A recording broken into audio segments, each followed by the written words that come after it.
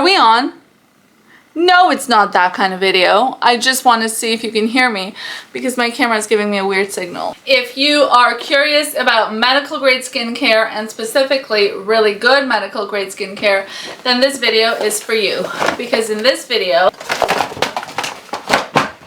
we're talking all about Zoe Skin. That's the logo, that's the name, honey. Before you panic a little too much about my setting, don't worry, I'm panicking too.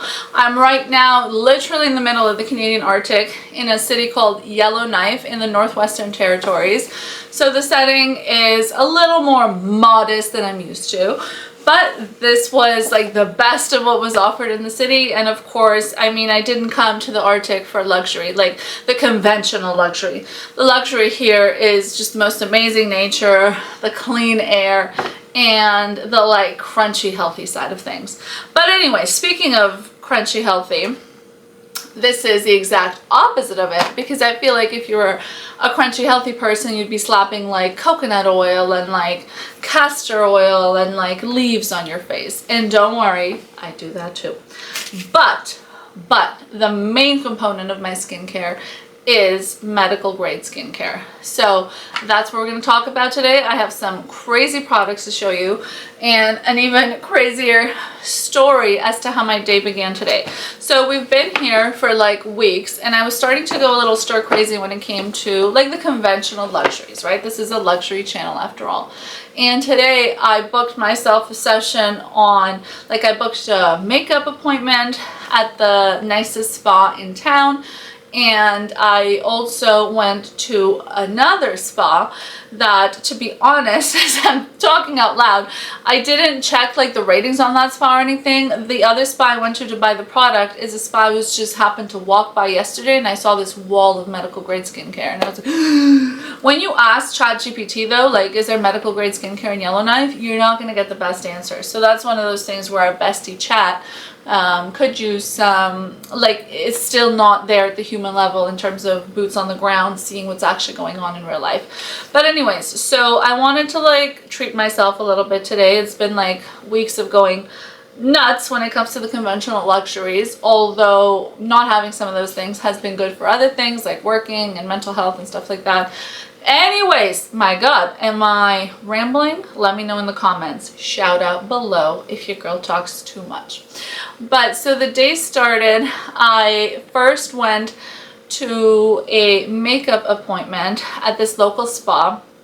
I've never actually had my makeup done professionally, at least, or actually I have a few times, but never in my adult life. Like I had, you know, when like I did a fashion show in high school and they like made me do the makeup because there was no say in it and somebody else was in charge of it and stuff like that. And I wear light makeup maybe once or twice a week, like on my filming days or when I have big meetings with clients and we want to show up and be like, signature here, money here.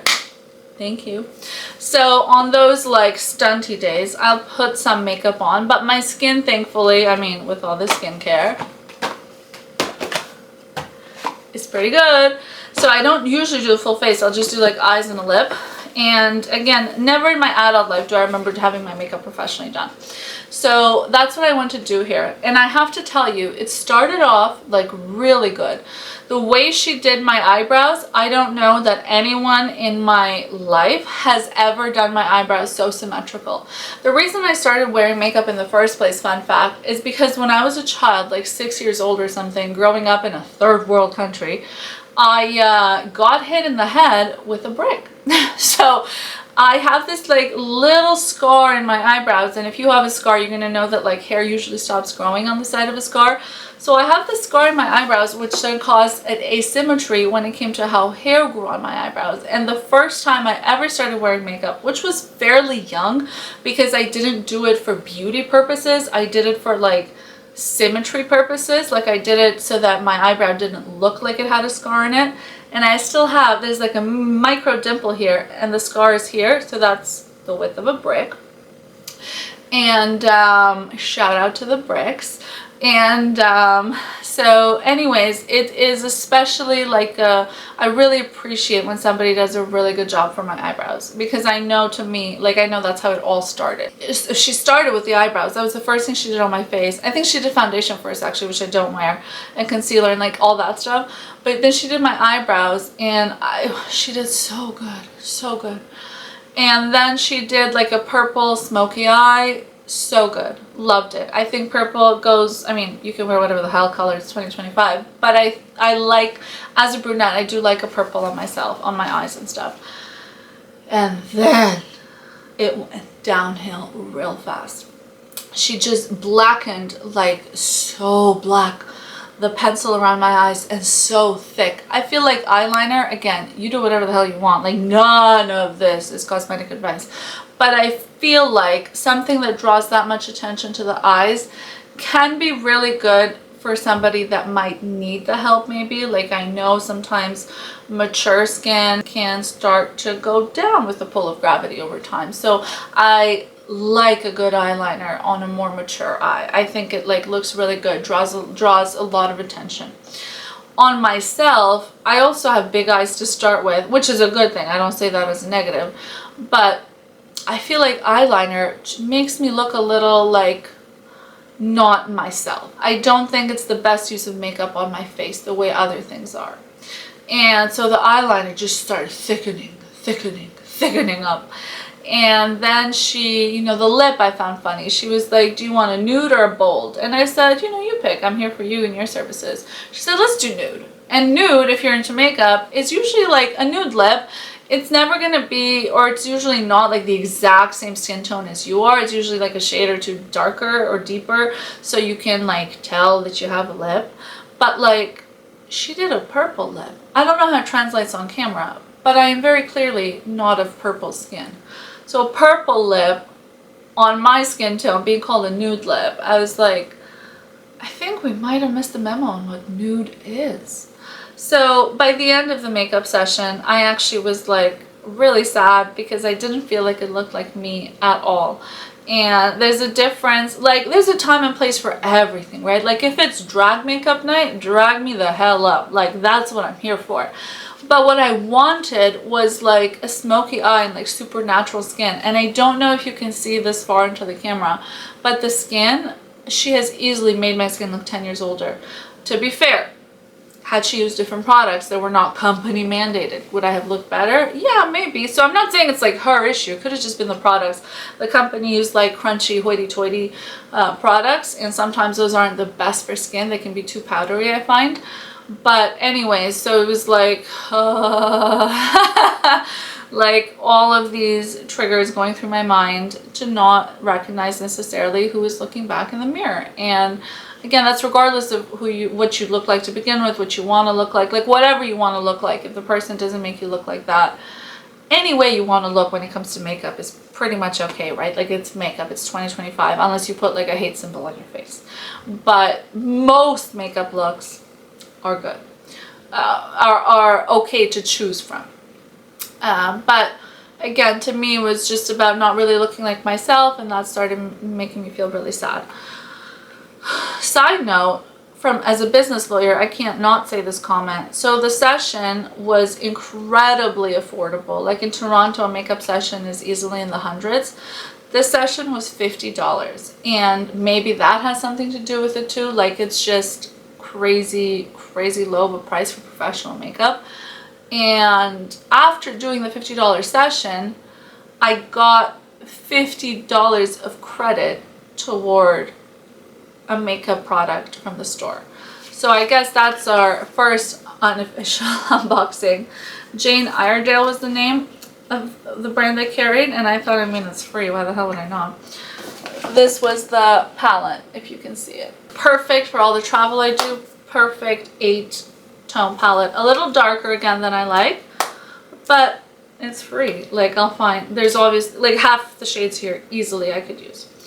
But I was like, what kind of business is that? Like I paid you $50, and then with tax this cost $52.50. So I paid you $50 and you paid me $52.50 to have come to your store. Like, thank you. but I'm sorry at the same time. Now, when it comes to the skincare, so skincare, medical grade skincare, as I get older, as the years around the sun increase in number, and also keeping in mind that I've had a lot of kids, and each child, science says, takes a toll of 2 years worth of physical aging on our body, on our like face and whatever situation. So it's getting, you know, more and more effort is being required to keep up the results. I have brands that I would not mind going back to when it comes to medical grade skincare, and I have so many skincare videos on this channel, and it's clearly one of the things I'm most passionate about, so those tend to be my longer videos, and if you're into that, well, welcome. But, you know, I have skincare brands I wouldn't mind going back to. Like, I like SkinCeuticals, I like IS Clinical. I'm okay with EGF Growth, I think it's called, the Icelandic brand in a shiny bottle I've shown here before.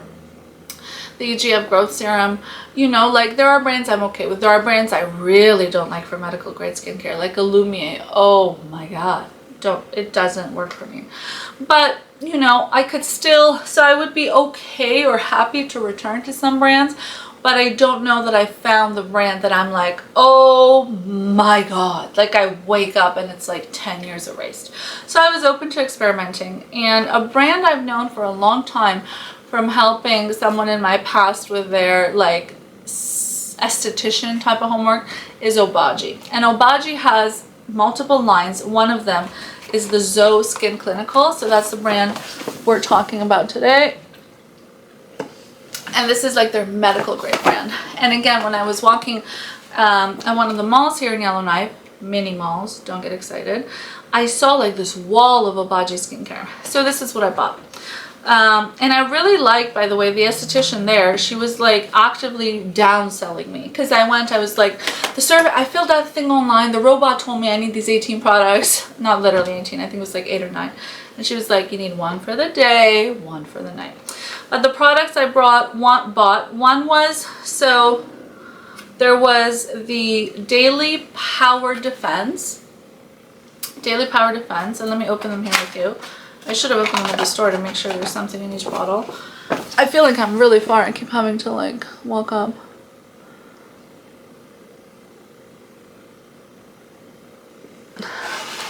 Daily Power Defense. She said you could use this twice a day.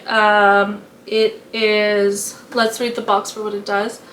Protects against environmental stressors and defense against premature signs of aging by hydrating the skin and supporting the skin barrier. So premature signs of it, like fine lines. That, I told her my concerns were fine lines and hyperpigmentation. Mind you, from 1 to 100, how much do I have those things? Like single digit percentages, like very low.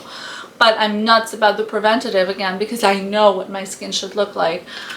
From seeing other people my age make certain life decisions, and from knowing the fact that no matter what I look like, I should look like a decade older for all the kids I've had.